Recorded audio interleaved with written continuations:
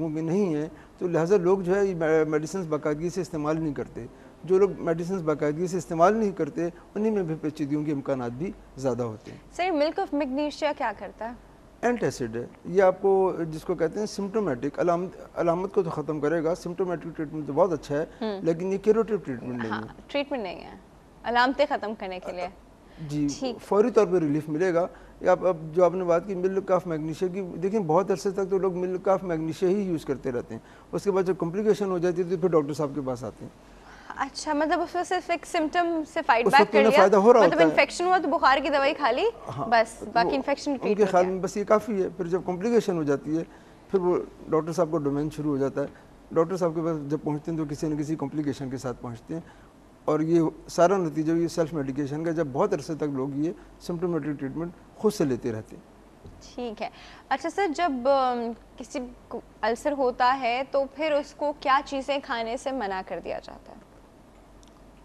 जब इसका ट्रीटमेंट चल रहा हो उस दौरान उसे कहा जाता है कि आपने टोबैको किसी भी सूरत में इस्तेमाल नहीं करना, और जो इसके अलावा कोई इसमें स्पेशल डाइट की ज़रूरत नहीं होती। अगर वो मेडिसिन ले तो फिर इसमें कोई स्पेशल डाइट की ज़रूरत नहीं होती। क्यों वो एसिडिक चीज़ें नहीं बंद कर देते इनकी? ये जो मेडिसिन होती हैं बिल्कुल जो उसको सप्रेस करती हैं। जो असल प्रॉब्लम है वो हाइड्रोक्लोरिक एसिड का है जो स्टमक में पैदा हो रहा है, और ये मेडिसिन उसकी प्रोडक्शन को बड़ी हद तक सप्रेस करती हैं। इसलिए बहुत ज़्यादा किसी स्पेशल डाइट की ज़रूरत नहीं है, लेकिन अगर जो तेज़ मिर्ची मसाले हैं वो ना इस्तेमाल किए जाएँ तो बेहतर है। मैंने आपको बताया कि कंट्रीब्यूटरी फैक्टर हैं, ये अलामत में कुछ इजाफा कर सकते हैं, लेकिन इनका बहुत ज़्यादा रोल नहीं है। बहुत ज़्यादा रोल नहीं है तो मतलब साइट्रिक फूड है, लेमू है, इस तरह की चीज़ें हैं कि उससे इरिटेशन उसकी बढ़ सकती है, अदरवाइज ये है कि वो कोई पॉजिटिव फैक्टर नहीं है। अच्छा सर, एक और चीज़, मतलब चलिए एज पायलरी हो गया, ये सब चीज़ें हो गई।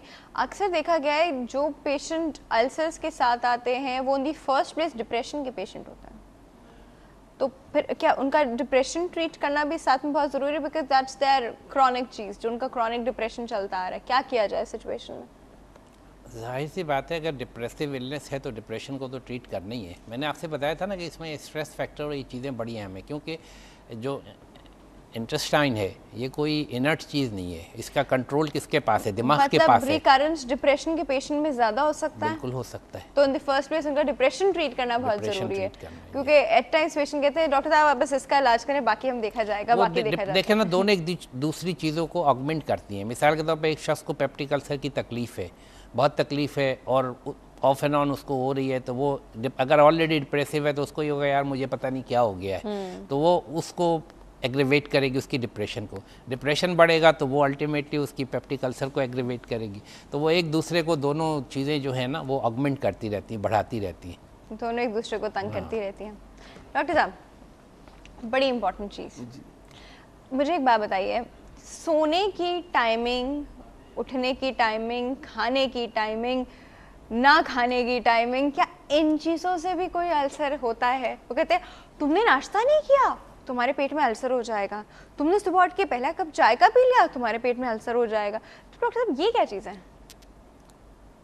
देखें, खाना पीना या इसकी जो टाइमिंग्स अल्सर को पैदा करने में असरअंदाज नहीं होती, लेकिन एक बात है, एक चीज़ होती है ड्यूडिनल अल्सर।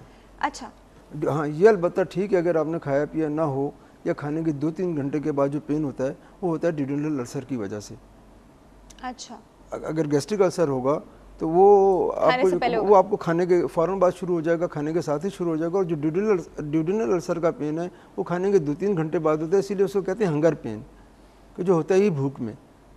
इस हद तक तो इसका आपकी टाइमिंग से बहुत ताल्लुक है। अच्छा जी।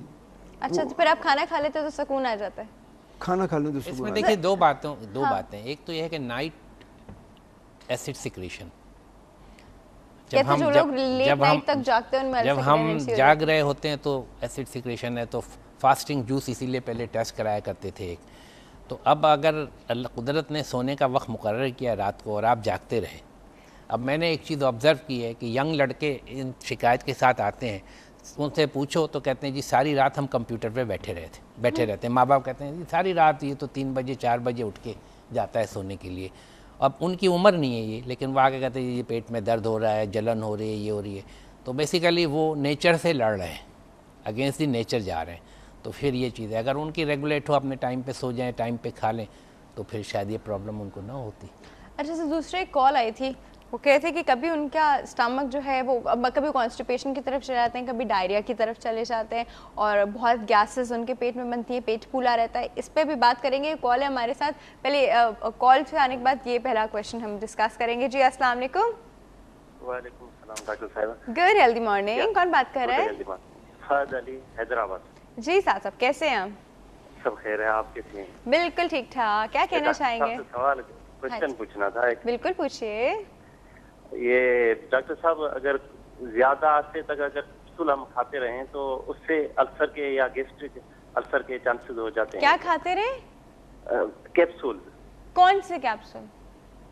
ये जो आम जो मेडिसिन, मगर किसी अगर बीमारी के सिलसिले में ये एडवाइस हो।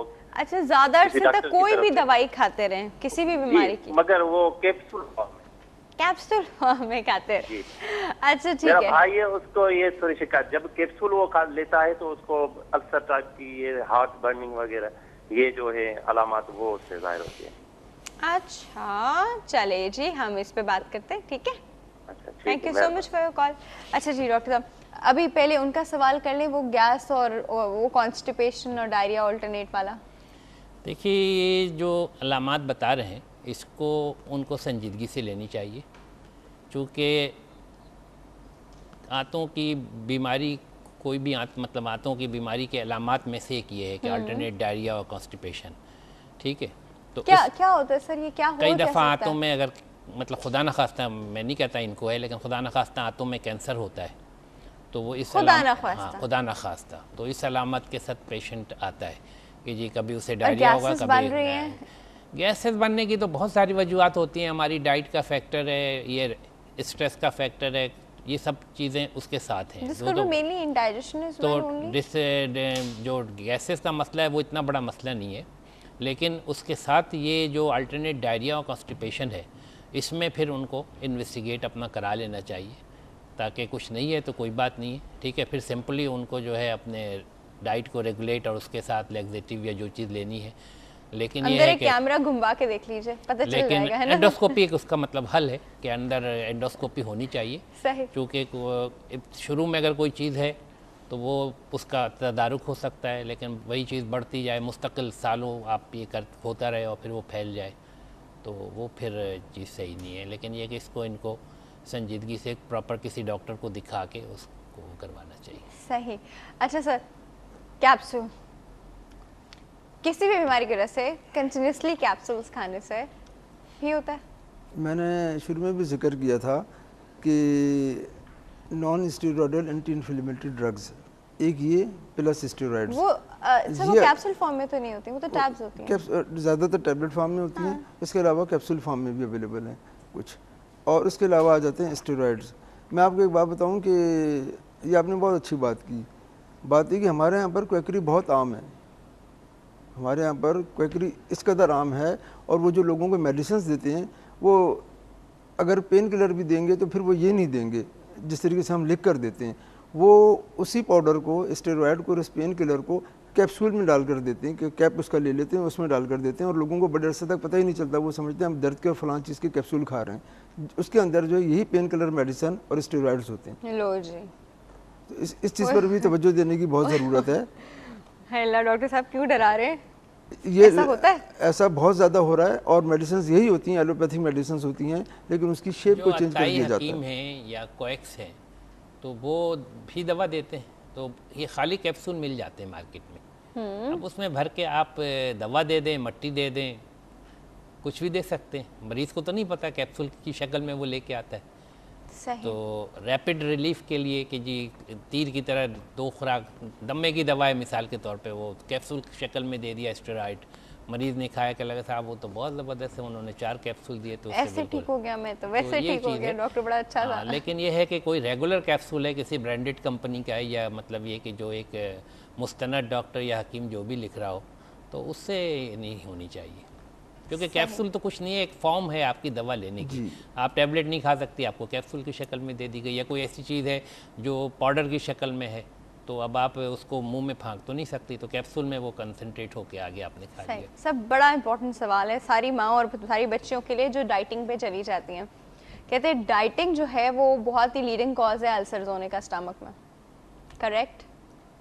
मैं आपको एक बात बताऊं कि पहले बेसिक थ्योरी को समझना चाहिए कि ओबेसिटी होती क्यों है, फिर डाइटिंग की ज़रूरत भी है कि नहीं है। ओबेसिटी नहीं भी होती। हाँ They just want dieting. देखें, अगर बेजल बॉडी मास इंडेक्स एक सर्टेन लेवल से ज़्यादा है तो उन लोगों में ओबेसिटी होती है।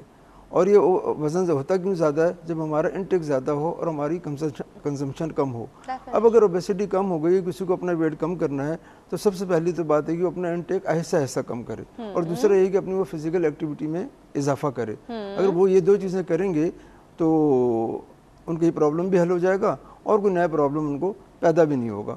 सही। एक तो जो इंटेक है उसको स्लोली कम करें और अपनी फिजिकल एक्टिविटी में इजाफा करें, क्योंकि इसके अलावा जो भी तरीका करेंगे कभी भी नतीजा खैर साबित नहीं होगा। ठीक है। अगर आप सब कुछ खाते भी रहें और आप घर पर भी बैठे रहें कंप्यूटर के सामने, आपके स्टमक में जो है खाली स्टमक जो पड़ा रहता है तो उसमें इतनी ज़्यादा एसिड सिक्रीशन हो जाती है कि वो एक वक्त तक स्टमक बर्दाश्त नहीं करता और वो इरोड करना शुरू कर देता है आपकी ले। स्टमक को खाली रखना ही नहीं है, तो आपने ज़रूरत के तहत तो खाना है, जीने के लिए तो खाना है। नहीं सर, भूख लग रही होती है 2-2 3-3 दिन नहीं खाते, जीने के लिए वो गलत करते हैं। सही। ऐसा नहीं करना चाहिए। मतलब डाइटिंग में और फास्टिंग में फ़र्क रखना चाहिए ना। डाइट में डाइट फाका कशी में फ़र्क रखना चाहिए। और फाका कशी भी देखिए आप, रमज़ान में अभी रोज़े आएंगे, तकरीबन 14 घंटे के रोज़े होंगे, होंगे ना। तो 14 घंटे जो मुसलमान रोज़ा रखेंगे, क्या सब पेप्टिक अल्सर के पेशेंट बन जाएंगे? नहीं बनेंगे ना। लॉजिक। ठीक है। तो मैं तो अल्लाह के फजल से पिछले 40 साल से रोज़े रखता हूँ, और Very nice. तो अल्लाह का फजल है कि मुझे रमज़ान में कभी तकलीफ़ नहीं होती। सही। अच्छा डॉक्टर साहब टाइम बिल्कुल ख़त्म हो चुका है, तो मुझे आप दोनों को थैंक यू करना पड़ जाएगा क्योंकि टाइम ख़त्म हो गया और हम आगे बात नहीं कर पाएंगे। लेकिन इसका मतलब ये नहीं कि हम ज़िंदगी में दोबारा इस बारे में कभी बात नहीं करेंगे, बिल्कुल करेंगे। डॉक्टर साहब thank you so much for coming. Doctor साहब thank you so much for coming. आप दोनों के आने का बहुत बहुत शुक्रिया। व्यूअर्स, यहाँ पे हमारे वक्त का तकाजा है कि वक्त बिल्कुल ख़त्म हो चुका है, तो हम लोग कल फिर आप लोगों से मिलेंगे। लेकिन आप लोग की ड्यूटी यहाँ शुरू हो चुकी है। आप लोग हमसे बात करेंगे फेसबुक पे, which is healthy morning eight doctor आफा के पेज पर और हेल्थ टीवी के पेज पर, और हमें आपके फीडबैक का इंतजार रहता है। कल हम फिर हाजिर होंगे एक और टॉपिक के साथ, मजे मजे की बातों के साथ। अपना ख्याल रखिएगा। अल्लाह हाफिज़।